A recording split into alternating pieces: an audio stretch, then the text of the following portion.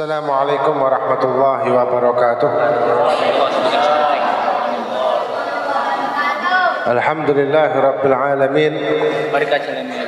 Wa bihi nasta'in ala umuri dunya waddin. Wassalatu wassalamu ala ashrafil anbiya'i wal mursalin. Sayyidina wa maulana Muhammad khataman nabiyyin wa ala alihi wa sahbihi ajma'in, amma ba'du. Alhamdulillah, kita pada malam hari ini bersama-sama diberi kesempatan oleh Allah Subhanahu wa taala hadir di Langgar Al-Kautsar dengan pembacaan Maulid Nabi kita Muhammad sallallahu alaihi wasallam sekaligus haul Al-Habib Muhammad bin Yahya bergelar Pangeran Noto Igomo.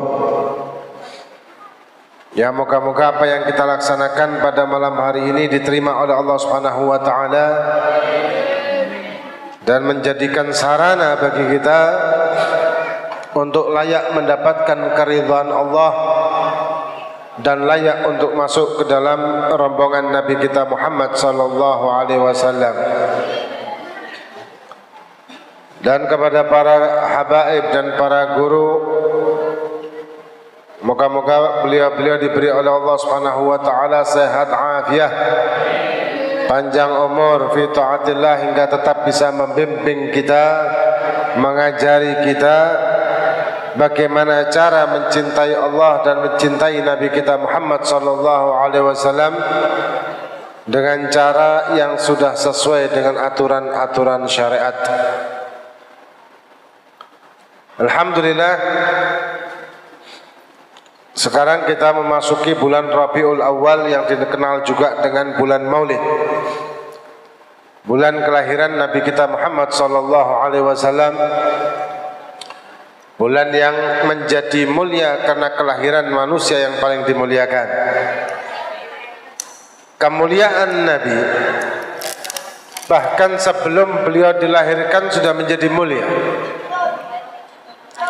Dikatakan ketika iblis menolak untuk sujud, ketika semua makhluk waktu itu diperintah oleh Allah untuk sujud setelah Allah memberikan roh kepada Nabi Adam, maka dikatakan oleh ulama, sebagian ulama mengatakan di dalam tafsir, iblis mahjub dengan nurnya Nabi Muhammad SAW.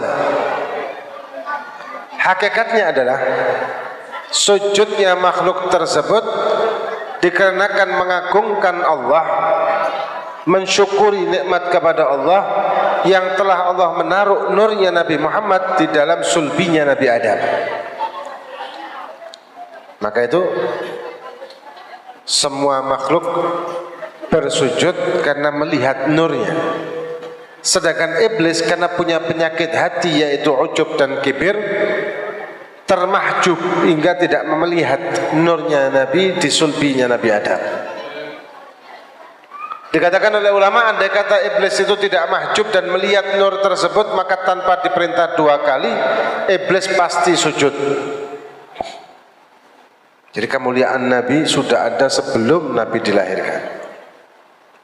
Bahkan di kitab-kitab lama pun, di kitab-kitab wahyu yang lama, Injil, Taurat, Zabur, diceritakan tentang kemuliaan Nabi kita.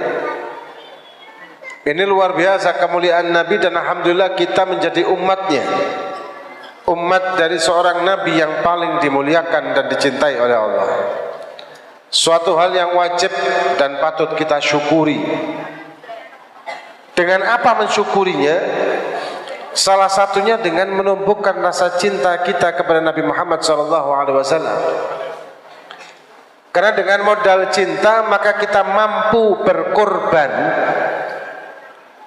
baik mengorbankan tenaga, mengorbankan waktu, mengorbankan pikiran di jalan Allah dan Nabi-Nya dengan sepenuh hati.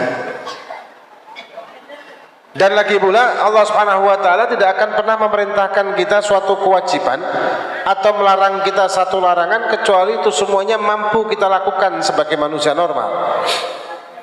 Jadi sebetulnya berkorbannya itu bukan berkorban secara berat bagi fisik, tapi berkorbannya itu berkorban menekan dan mengendalikan syahwat dan hawa nafsu di dalam jiwa kita. Nah, salah satu contoh adalah yang kita kholi sekarang ini juga, Pangeran Noto Igomo. Beliau berkorban meninggalkan tanah negerinya, meninggalkan tanah tumpah darahnya demi dakwah. Dan juga para habaib. Banyak di antara para habaib ini yang akhirnya tidak pernah pulang kembali, meninggalkan keluarganya, karena perjalanan pada waktu itu ketika perjalanan bisa sampai 10 bulan, 11 bulan baru nyampe. Habib Hasan bin Ahmad Al-Idrus, beliau dari Hadramut dakwah ke Jawa, itu pada zamannya Habib Ali Habsyi. Kemudian setelah di Jawa, beliau balik lagi dari Gresik, beliau balik naik kapal sampai di Mukalla itu 11 bulan. Jadi perjalanan itu 11 bulan. Bayangkan 11 bulan di laut. Karena zaman itu pakai perahu layar. Tapi beliau-beliau tersebut mampu untuk melakukan perjalanan sedemikian hebatnya, sedemikian susahnya. Kenapa? Karena cinta. Cinta kepada Allah, cinta kepada Nabi, hingga beliau-beliau tersebut melakukan perjalanan dakwah yang berat demi mensyiarkan agama Allah, demi menyebarkan syiar Nabi kita Muhammad SAW, demi menunjukkan kebenaran kepada para manusia. Dan itu tidak akan mungkin dilakukan dengan sepenuh hati kecuali karena cinta.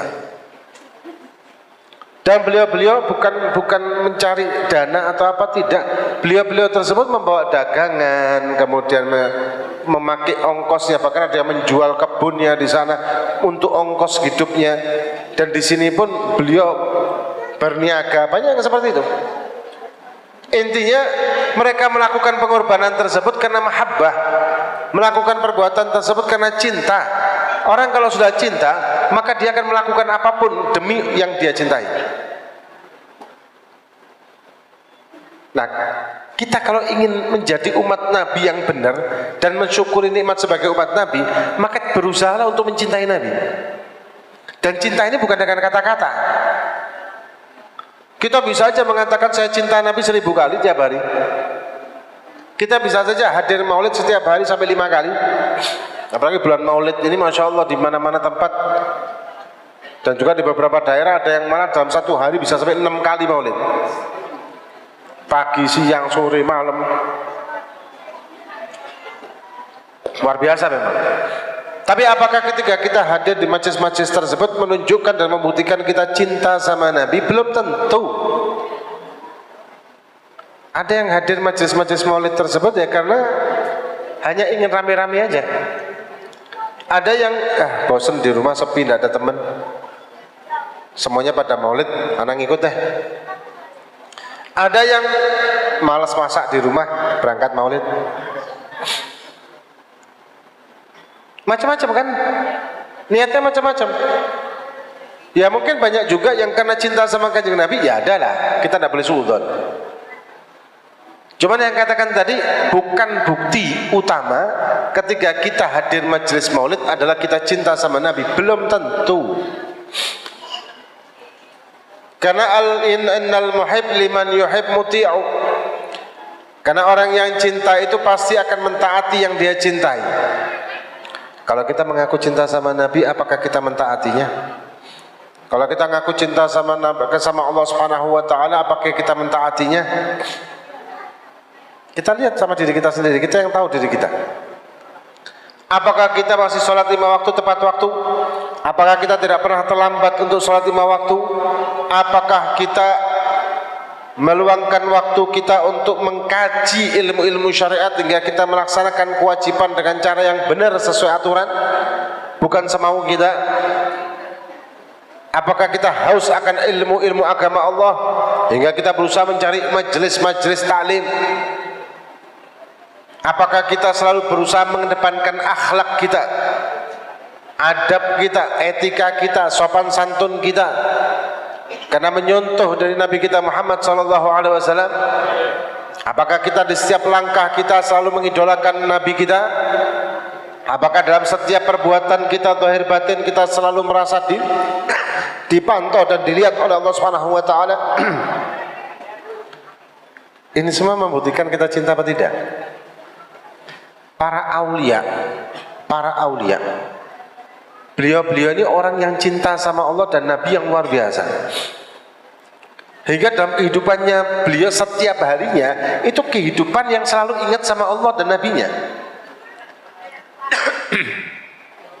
Hingga beliau-beliau tersebut tidak ada lagi kesempatan untuk bermaksiat, baik secara terang-terangan, zahir, ataupun secara hati sekalipun. Jangankan sembunyi-sembunyi begitu, dalam hati saja tidak berani maksiat. Misalkan ghibah dalam hati, tidak berani. Ghibah dalam hati itu termasuk dosa, termasuk penyakit hati. Itu tidak berani. Kenapa? Karena tahu bahwa Allah memantau dan Allah mengetahui. Dan ini semuanya modal cinta. Nah, terus bagaimana cara supaya kita bisa menumbuhkan rasa cinta ini? Cinta tidak bisa tumbuh begitu saja. Cinta tidak bisa dengan pandangan pertama terus cinta. Itu bukan itu kan hanya ngomong kosong sih sebetulnya. Kalau dikatakan saya cinta karena pandangan pertama, itu sebetulnya mustahil. Orang yang dengan pandangan pertama terus jatuh hati, merasa nyaman, sebetulnya hakikatnya dia itu cinta sama dirinya sendiri. Kenapa? Karena merasa nyaman dengan pandangan wajah yang enak dipandang, merasa nyaman dengan orang yang asyik diajak ngobrol, merasa nyaman dengan perhatian seseorang. Intinya apa? Dia masih cinta sama dirinya sendiri. Kalau ada orang ya, misalkan laki perempuan, si laki WA si perempuan, ini anggaplah masa-masa pacaran gitu ya. Sedangkan pacaran ini haram hukumnya. Ini kan sekedar contoh aja. Pacaran itu halal kalau sudah nikah. Waktu WA, sudah makan apa belum? Tahu-tahu WA itu hanya centang biru tanpa jawaban. Kira-kira gimana? Gelisah enggak? Hah? Stres enggak? Bingung enggak? Ketika kita mau-WA orang yang kita cinta, yang kita merasa kita mencintainya, tapi tidak ada balasan, bingung apa enggak? Kenapa kok begitu? Apakah kita berarti mencintai dia dan khawatir dengan dia? Belum tentu. Yang umum adalah karena kita masih merasa nyaman dengan balasannya. Dan ketika belum dibalas, maka kenyamanan itu belum hadir. Berarti kita masih cinta sama diri kita sendiri. Nah, kalau kita cinta sama Nabi, dengan modal mengenal, maka kita akan berusaha memberi apapun kepada Allah dan Nabinya, dengan melakukan amal-amal ibadah yang sesuai aturan Allah, bukan semau kita, bahkan tanpa mengharapkan balasan apapun, hanya berharap mendapatkan mahabbah. Tapi ini derajat para wali seperti Rabi'atul Adawiyah. Kalau kayak kita gini belum mampu lah. Kita ini masih tahap mengharap balasan dan takut ancaman. Dan dikatakan oleh Al-Imam Al-Ghazali, termasuk juga ulama-ulama tasawuf yang lain, martabat ikhlas itu 3 itu. Ikhlas karena takut, itu paling rendah. Takut karena tidak mengharapkan apapun, tapi sekedar imtithal amar, karena cinta. Dan itu terjadi hanya pada wali min auliyaillah. Nah, modal cinta ini munculnya dari mana? Dari mengenal. Setelah kita mengenal baru tumbuh rasa mahabbah. Kalau kita tidak mengenal, mustahil kita cinta.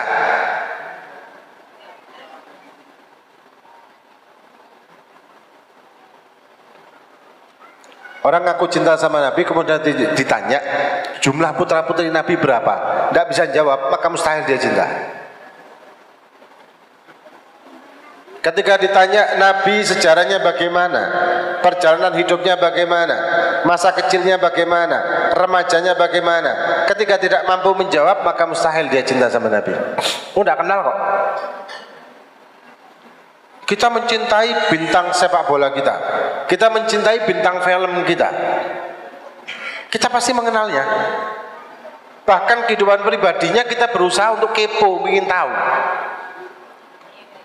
Bahkan ini artis ini lagi KDRT kesian ini itu, dulunya padahal dia pacaran sama ini itu, kenapa tidak jadi begini begitu, oh rame, tahu semua manakibnya. Kenapa? Karena cinta. Mengenal akhirnya mencintai kan. Nah ketika Nabi kita tidak mengenalnya terus kita ngaku cinta, ya mustahil.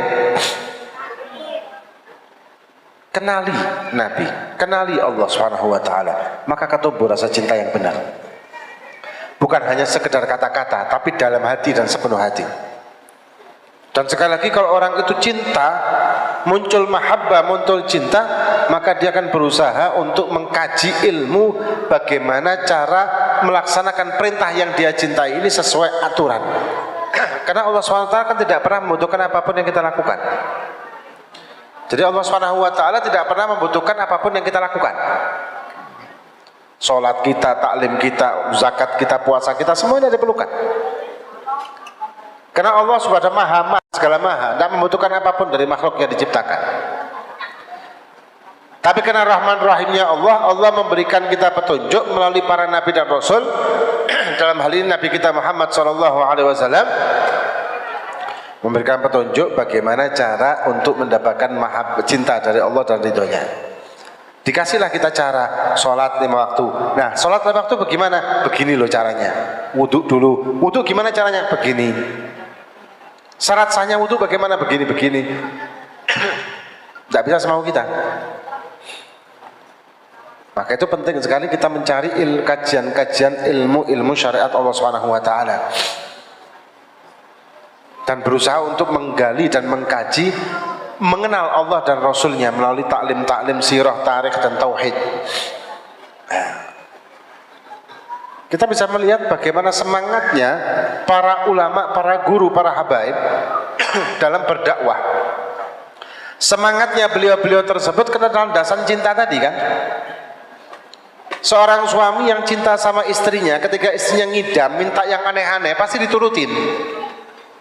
Betul enggak? Minta yang aneh-aneh, ngidam, minta yang aneh. Misalkan minta belikan sekarang soto Banjar di mana? Di Samarinda, di Balikpapan. Malam ini juga berangkat cari taksi. Tidak ada taksi, naik motor, berangkat. Banyak kejadian begitu. Kenapa? Karena cinta. Maka dia melaksanakan yang dia cintai, perintah yang dia cintai dengan sepenuh hati tanpa memikirkan dirinya. Dan berusaha memberikan yang terbaik. Ya begitu. Ketika kita cinta sama Allah dan Nabi, maka kita berusaha memberikan yang terbaik. Sholat kita yang terbaik, ibadah kita yang terbaik, hingga muncullah kekhusyuan dalam ibadah, kekhusyuan dalam zikir, kekhusyuan dalam sholawat, kekhusyuan dalam ibtihal dan istighasah, dan lain sebagainya. Hingga menjadikan kita layak masuk ke dalam rombongan Nabi Muhammad SAW. Seperti para guru, para habaib itu tadi. Ketika mereka zikir, mereka tenggelam dalam zikirnya. Ketika mereka dakwah, mereka tenggelam dalam dakwahnya. Perjuangan-perjuangan dakwah yang luar biasa. Kalau kita melihat sekarang, mungkin sekarang masih mudah dengan transportasi yang ada sekarang. Tapi zaman dulu, perjalanan-perjalanan zaman dulu perjalanan berat. Perjalanan hanya bisa dilakukan kalau antar pulau dengan kapal layar, daratan ya dengan kuda, dengan kereta kuda, atau jalan kaki malah. Dan mereka menempuh jalan ribuan kilometer dengan berbulan-bulan demi menyampaikan dakwah dari Allah, dari Nabi kita Muhammad SAW. Kalau tidak modal cinta, mustahil mereka melakukan begitu. Nah kemudian dengan modal cinta ini, kita nanti layak masuk ke dalam rombongan Nabi Muhammad SAW. Karena Nabi bersabda, al-mar'u ma'aman ahab. Ketika Nabi ditanya bagaimana seseorang nanti di yaumil qiyamah, sama siapa? Makna hadis Nabi menjawab almar'u ma'a man ahab, dalam riwayat lain anta ma'a man ahbabta. Ketika ada seorang badui bertanya sama Nabi, ya Nabi, ana ini tidak punya apa-apa, dalam arti tidak punya sesuatu yang saya banggakan, saya cuma melakukan kewajiban, meninggalkan larangan, ya sunnah sekedarnya, tidak punya amal yang istimewa, tidak zakat apa sedekah sampai jutaan miliaran, tidak, biasalah. Pokok melakukan kewajiban, meninggalkan larangan. Saya cuma punya satu yang saya menonjol di diri saya, yaitu saya cinta kepada Allah dan Rasul lebih dari segalanya. Di mana nanti saya di yaumil qiyamah? Maka Nabi spontan menjawab, anta ma'aman ahbabta. Engkau nanti di yaumil qiyamah bersama orang yang kau cintai. Kalau kita cinta bintang film, cinta artis, cinta pemain sepak bola, di mana nanti? Na'udzubillah. Tapi kalau kita cinta sama Nabi, cinta sama pewaris Nabi, yaitu para guru, para ulama, para kiai, cinta dengan keluarga Nabi, dzurriyyah Nabi, para habaib, maka kita nanti di yaumil qiyamah akan dibangkitkan bersama mereka, dan mereka dipastikan masuk ke dalam rombongan Nabi Muhammad SAW, dan kita bisa mendapatkan syafaat dari mereka. Dalam satu riwayat disebutkan, ketika semua manusia sudah digiring ke tepian Jahannam untuk melewati sirat, jembatan yang membentang di atas neraka Jahannam, yang jembatan ini lebih tajam dari pedang, lebih lembut, lebih tipis dari rambut. Kemudian setelah rombongan sampai ke tepian, tahu-tahu ada suara pengumuman, nakkisu ru'usakum wa ghaddu absarakum, inna Fatimah binta Muhammad satamur. Tundukkan wajah-wajah kalian, pejamkan mata-mata kalian, karena Siti Fatimah putri Nabi Muhammad SAW akan lewat. Dan di dalam riwayat itu disebutkan lewatnya Siti Fatimah tidak sendirian ternyata. Beliau mengajak para muhibbin, para pecinta ahlul bait Nabi Muhammad SAW. Jadi tidak sendirian. Lewat dengan sekejap mata sudah ke tepian bersama orang-orang pecinta keluarga Nabi Muhammad SAW. Nah, pecinta yang seperti apa? Yang tadi, pecinta yang mentaati yang dia cintai, bukan hanya sekedar saya cinta, saya muhibbin, saya cinta Nabi, saya cinta keluarga Nabi, saya cinta pewaris Nabi, para guru, para kiai. Bukan cuma dengan kata-kata, tapi dengan ketaatan. Dengan ikhtiar berusaha mengenal, dengan ikhtiar berusaha menjalankan dengan sepenuh hati dan sesuai aturan, dengan ikhtiar berusaha mencari tahu bagaimana cara yang sesuai aturan melaksanakan perintah. Maka kita akan bersama Siti Fatimah di belakangnya beliau. Moga-moga nanti di yaumil qiyamah kita bisa mendapatkan syafaat dari para guru kita, dari para habaib kita, para kiai kita. Dan moga-moga ditumbuhkan di hati kita mahabbah, cinta kepada Allah, cinta kepada Nabi Muhammad SAW, dan moga-moga kita nanti kelak di yaumil qiyamah layak untuk masuk ke dalam rombongan Nabi kita Muhammad SAW, dan moga-moga kita diakui oleh Nabi sebagai umat yang zahir batin dunia dan akhirat. Hadza ma aqul lakum wal afu minkum, wassalamu alaikum warahmatullahi wabarakatuh.